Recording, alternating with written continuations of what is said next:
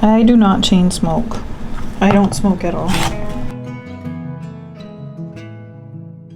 I've been working on a little something and I made myself stop and show you the rest of the process.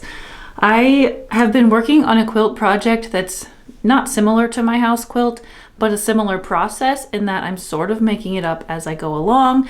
And a lot of you found this really fun to watch and interesting when I was making my house quilt. And so I thought I'd bring you along on this next one too. This quilt is for my daughter Layla, who edits all my videos, as you know. So she was sort of involved in the process or in the planning, and I'm excited to share it with you. So I'm Nikki, this is Pincut, so let's hop right into it.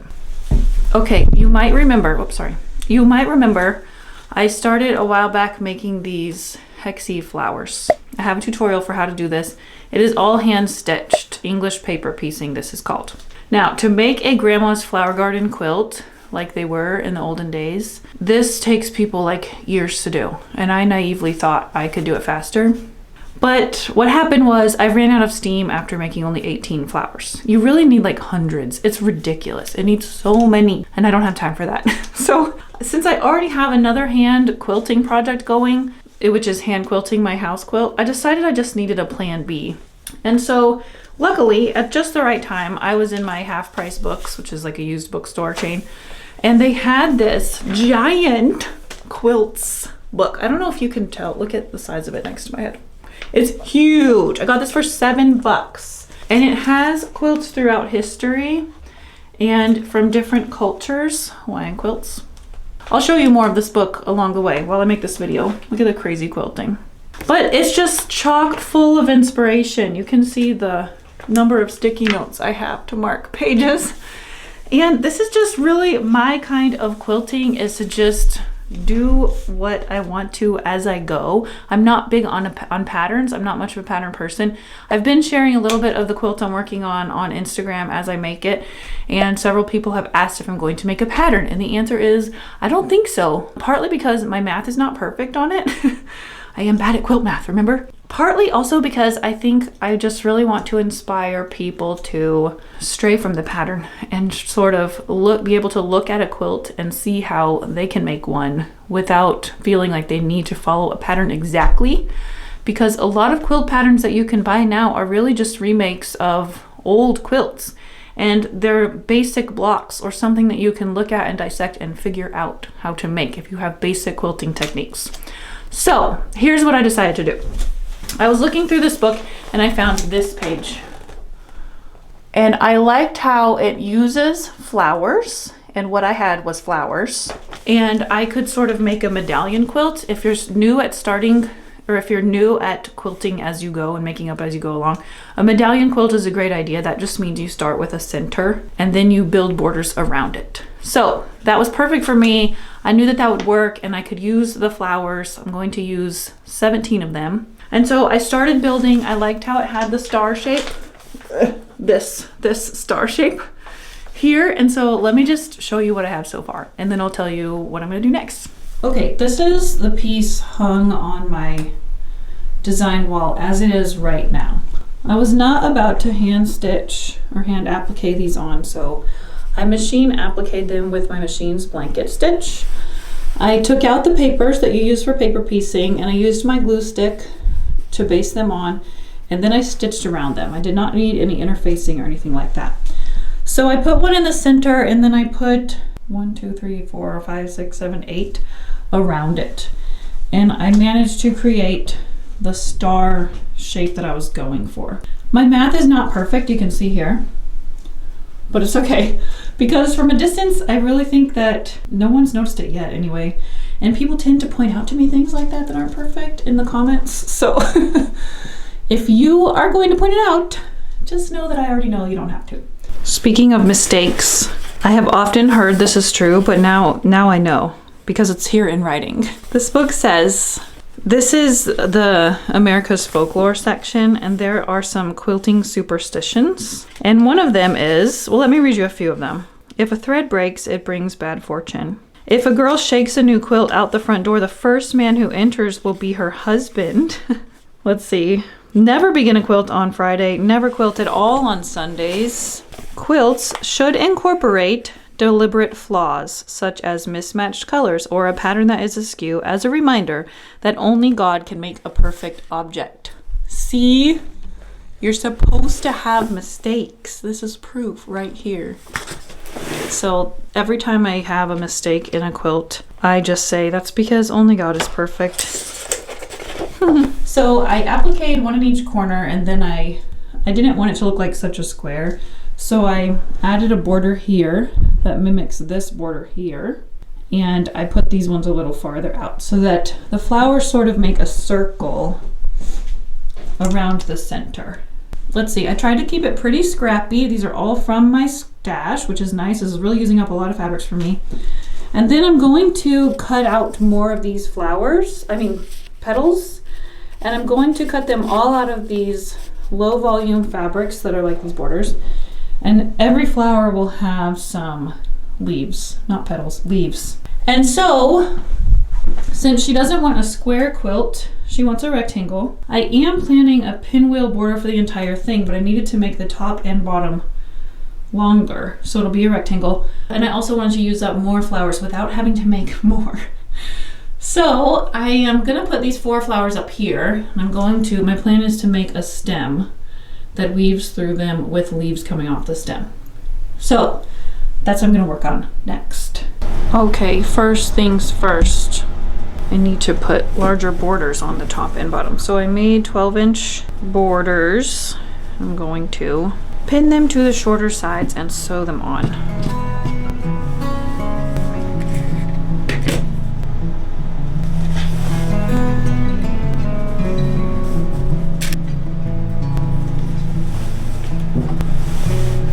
This background color I'm using is one Layla picked that I already had a little bit of, and thankfully it was from Hobby Lobby, so I could easily get more. And I think it's really neat compared to just doing solid white, which is I think most people's bent, including mine.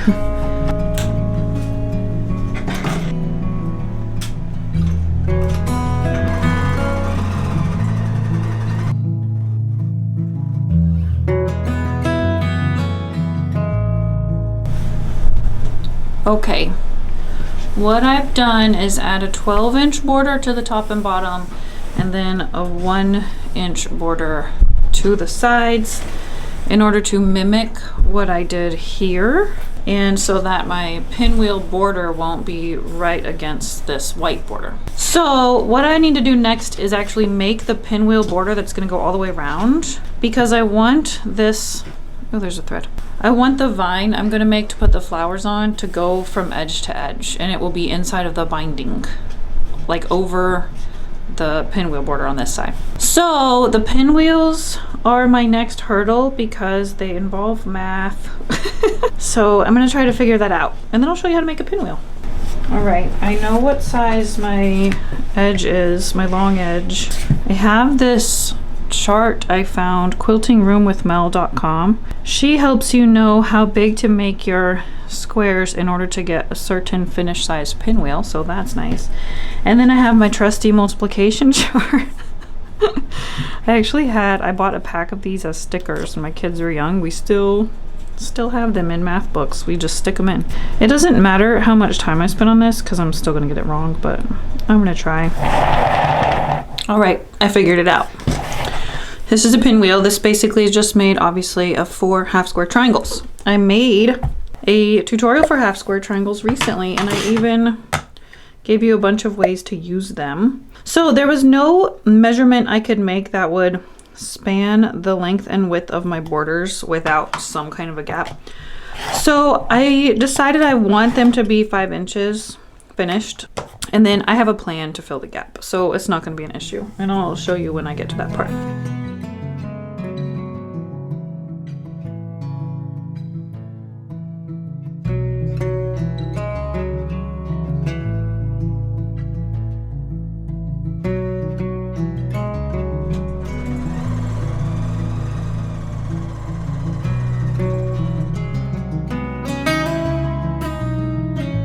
Where'd my little square? Oh, here it is.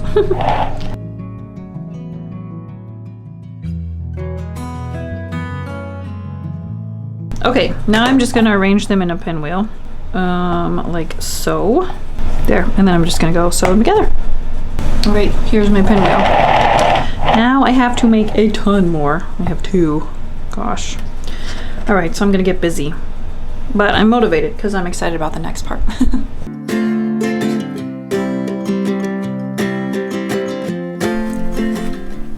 I went fabric shopping for my next project. That isn't this one, and this makes me excited about finishing. This is my current sewing room snack. Trader Joe's. So good. This is the first time we've lived by a Trader Joe's. And these are all the half square triangles that now I have to trim. That's the worst part, guys.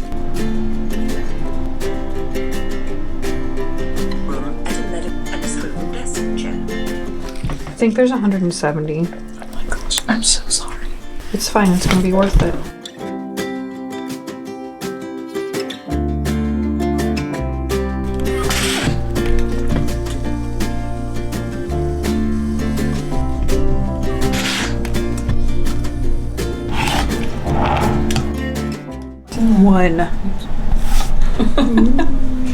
One out of 130 million. Maybe I should watch the Era Store again while I...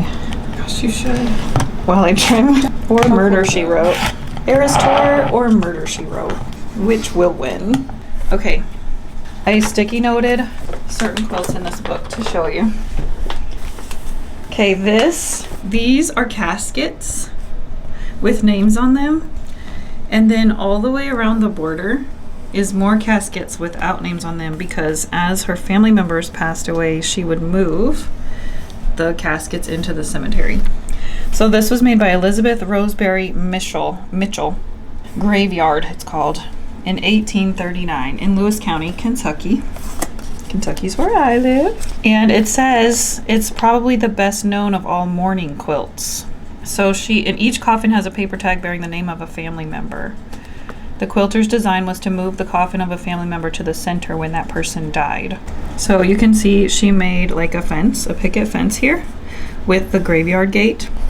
And then I wish I could like expand the embroidery here, how she made the cemetery. I just think this quilt is cool. I know it's a little bit, you know, morbid to our modern ears, but I think it's fun. I think it's a cool idea.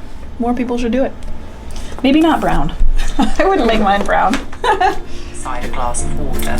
You'll excuse me if my heart pills are handy. Had palpitations lately. Here's the thing. Maybe it's not.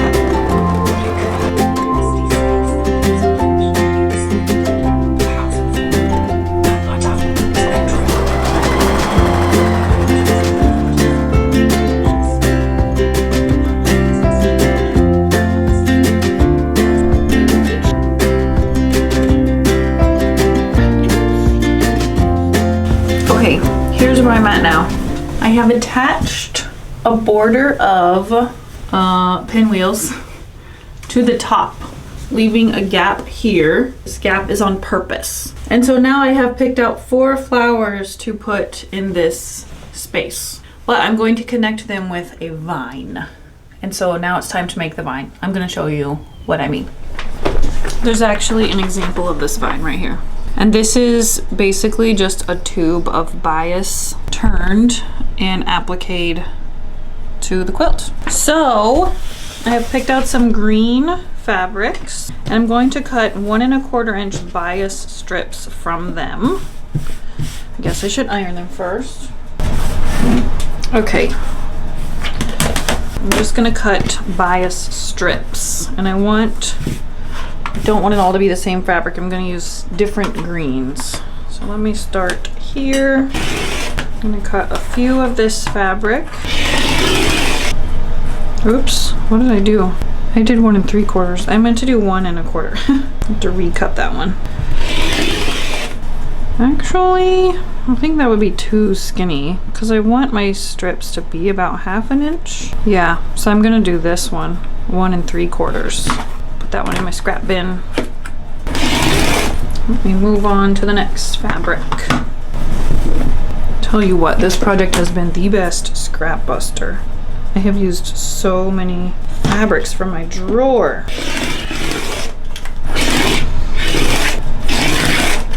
Okay, I'm making long enough vines for the top and bottom section. And then I'm gonna put a small section of vine also in the border. You'll see what I mean. Okay, now I need to put these together into one long strip. Or maybe I'll just do 2 long strips. So when you connect bias binding, this is the same as if you were binding your quilt. You want to create a right angle and you're going to stitch here from corner to corner. You don't want to line them up perfectly like this. You want to let there be some overhang. And then I'm gonna sew this way. Okay, and then I can trim. Cut off the little dog ears. And then, oh crap. Gosh dang it. Okay, right sides together. Now I trim. So, ooh, my sweet potato fries are done. Okay, so now when you turn it around, you can press it and you'll have this diagonal line, whereas if you had a straight seam here, it would just cause bulk. And so this will lay nice and flat and look nice. So I'm gonna go ahead and make a longer strip. Oh my gosh, I hear you. Okay, I pressed the seams to one side, and the next step is to just stitch this right sides together. I'm not going to press it, I'm just going to put the edges together as I go. I'm going to use a 1/4 inch seam because that will give me a 1/2 inch bias strip. Okay, now I'm going to use my trusty fast turn tool. You can also turn with the safety pin method, but if you have a fast turn, I recommend using it. I'll link you to this. It's super life-changing in a sewing kind of way. Comes with several sizes. I've had mine for 20 years and it's still fine. So I'll link you to one of these. I made my tubes almost too long to fit on my fast turn. It's a good thing I didn't just make one. I made 2. Let's see if I can squeeze it on here. You just put the tube all the way on it, if you can. Oh gosh.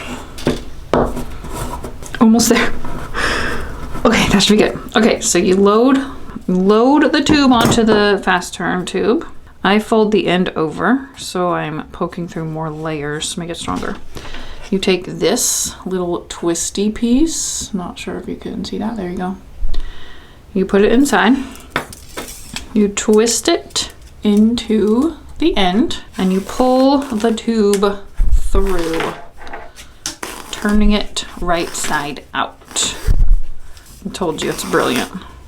I just saved myself so much time. Okay, get the little end out, and then you're gonna press this flat. You're not gonna, I'm gonna. With the seam on one side, like this. I already did this one. So now, let me clear some space for my quilt.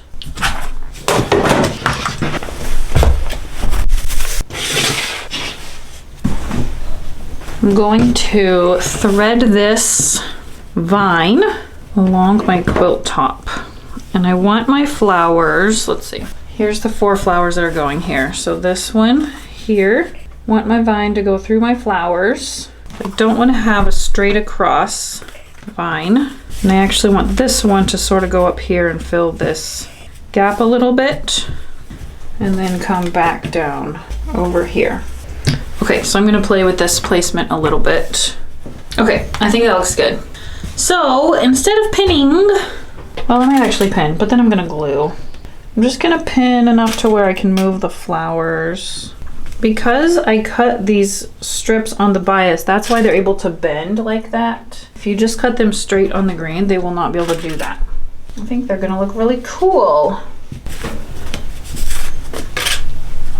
Okay, pinning is not necessarily a reliable way to applique things because they shift. So I'm gonna use my Sew Line glue stick. I used to use an Elmer's glue stick actually until this project. I finally got the ones made for sewing and they actually are better. Just gonna glue it into place as I have it pinned. For the flowers, I am using my machine's blanket stitch and it does look nice. Actually, maybe I will do that here too. I don't know. Yeah, I'm gonna use the blanket stitch. It'll take longer, but I think it'll look neater. That's what I'm gonna go do.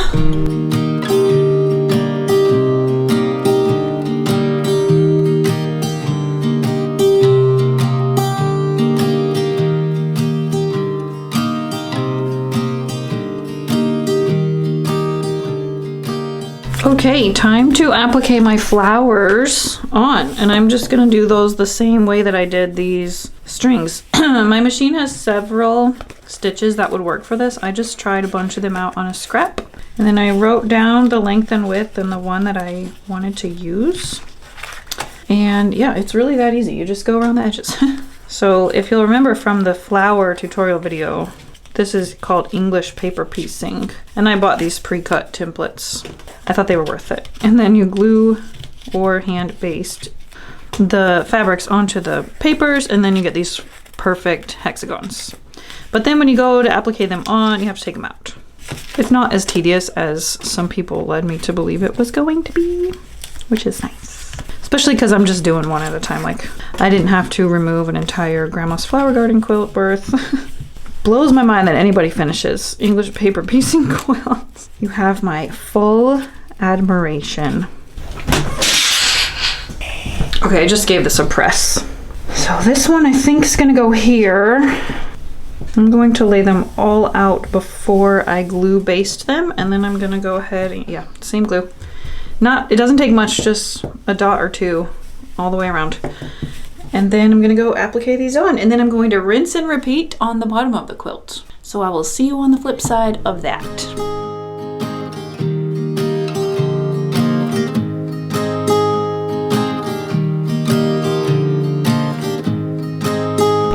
It's a new day, I'm feeling revived. I was very tired yesterday. The weather was gray. Today it's sunny. Maybe that's the only thing it was. But I'm gonna hopefully finish this whole quilt top this weekend. Today is Saturday, so today and tomorrow. But let me show you a couple more quilts from this book. Okay, this is in the doll quilts section. And you know I love a house quilt. Look how cute. There is a little girl, another little kid, a pot of flowers, a little dog. It's so cute. 1885. That is so old. It says, oh, it doesn't have a name. Pieced and appliqued crib quilt top. This is right up my alley. I think what's striking me most about this book is how improvisational quilting was. Like, this is clearly made from clothing. And it was resourceful, but also beautiful. Let's see, and then I have one more saved over here. Okay, since we're on the hexies, look at this quilt. This was made in 1981, so it's not antique, but I think it's so funny. It's called the Quilting Bee. Look at the little girl right here, and the grandma.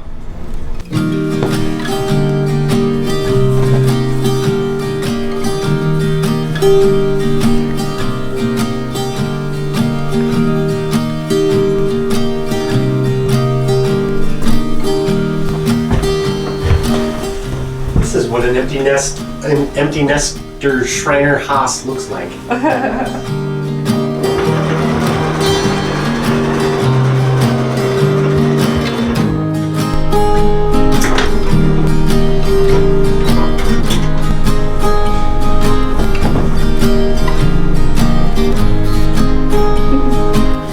My husband just came in here and he goes, shh, and he handed me this. So these are going in the sewing room stash. And then I was wondering while I was appliquing flowers, do other countries have Girl Scouts or the equivalent of Girl Scout cookies, or is this an American phenomenon? You'll have to tell me in the comments. So now I have to go buy more thread. It turns out applique this style takes a lot of thread.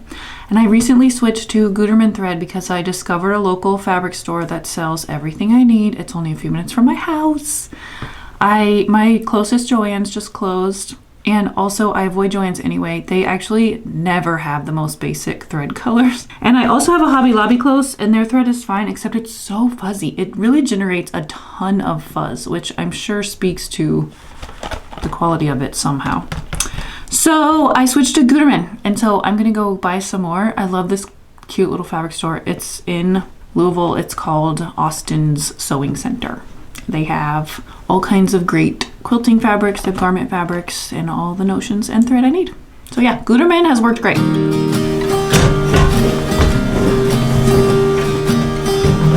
Oops.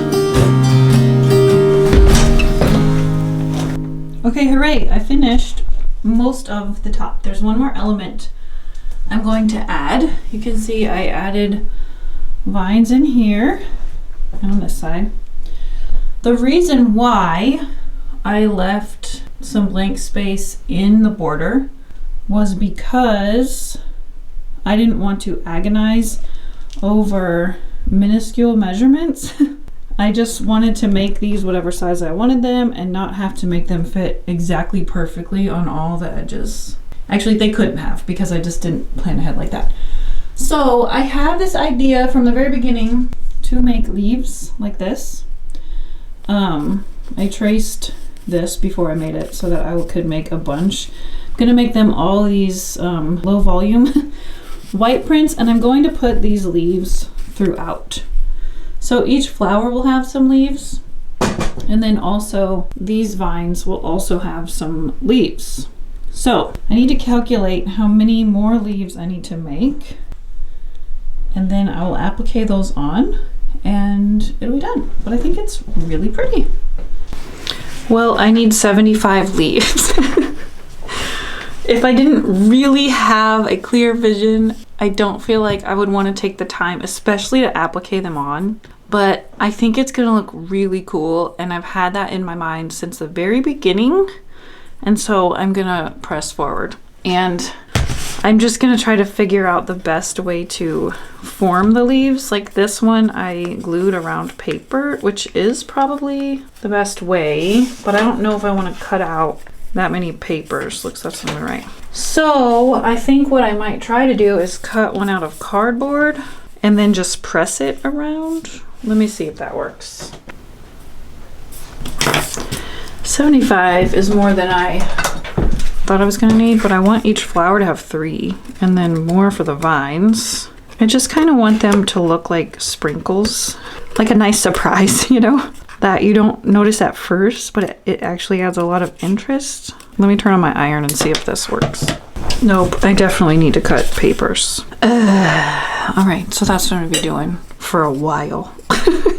Okay, I changed my MO a little bit, but I have it figured out. I'm doing a different kind of applique. I started out like I was cutting templates and gluing them on, but when I take them out, you know, this is like the English paper piecing technique. It was kind of hard and fussy, and then the edges just don't really look that neat. And then I was trying to get it to lay flat, and some fabrics worked better than others, but most of them just didn't work. So instead, I'm using my original leaf template, putting 2 fabrics right sides together. This is a heat soluble pin.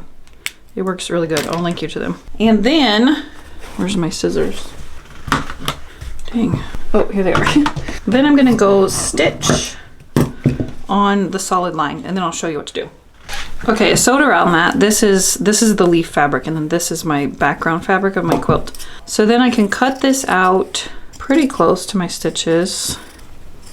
This is an applique technique I have used before on a quilt I made for Layla when she was little, actually. So this quilt is also for Layla. Okay, then I'm just going to slice open the back because this is going against the quilt. It is not going to show. And because it's the same fabric as the quilt, the slit will not show through either. It disappears. So then this turns right side out. And this way you don't have any raw edges, and you can make shapes that are difficult to make with this technique. So my curves will look nice and neat, and I don't have raw edges. I am not a fan of raw edge applique on anything that's gonna get washed multiple times. Okay, so then pressed flat, it looks like this. And then I can put it, let me get a pen, on my quilt. So I think what I'm gonna do 3 leaves per flower.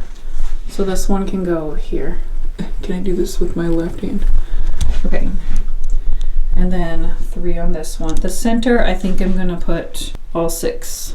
1, 2, 3, yeah, all 6 leaves on. So I'm gonna keep making them. I'm sort of just making one at a time just to keep myself interested. And then I'll put some, of course, on the vines, on the sides, top and bottom. Okay, so I have a crap ton more leaves to make.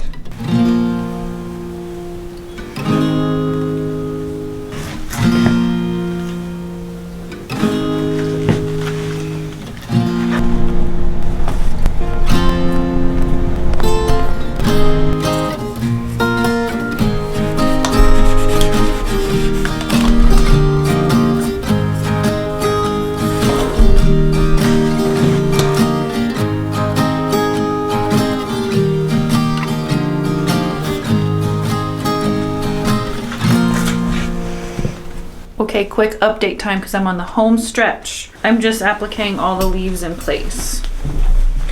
Okay, like this.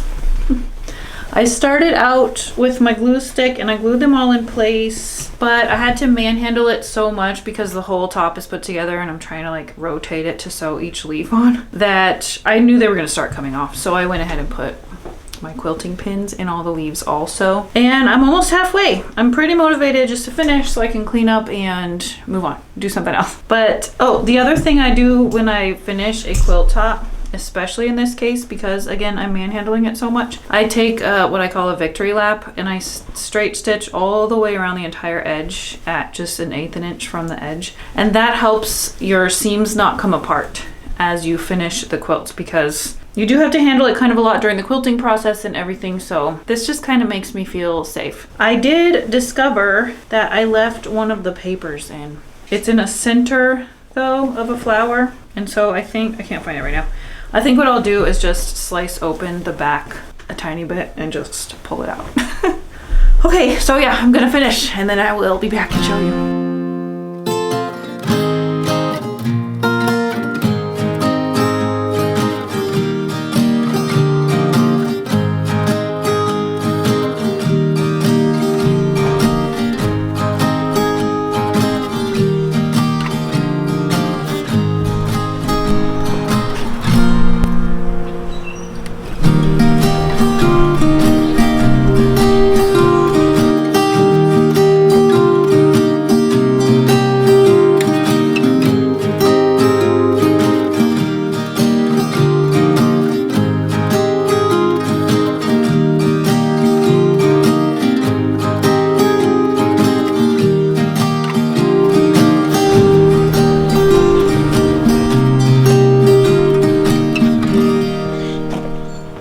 Okay, I finished.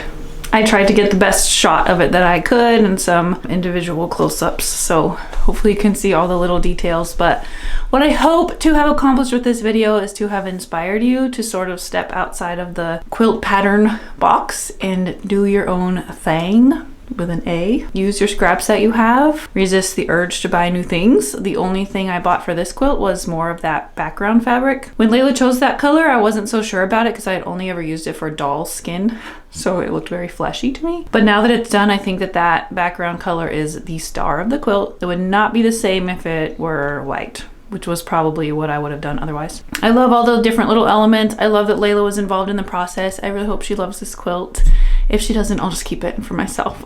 So my plan is to machine quilt this. I thought that everybody knew you can actually quilt a pretty large quilt on your regular old sewing machine, but I was reading a Facebook thread this morning that made me feel like people don't know that. So I'm gonna quilt this on my sewing machine and I'll probably make a video of that. Tell me if you're interested in seeing how you quilt a quilt on your domestic sewing machine and I'll record it for you. And then of course I'm also still hand quilting the house quilt. You can hop over to my shop. I just restocked again the Wonky House Improv Guide, the guidebook to improv houses.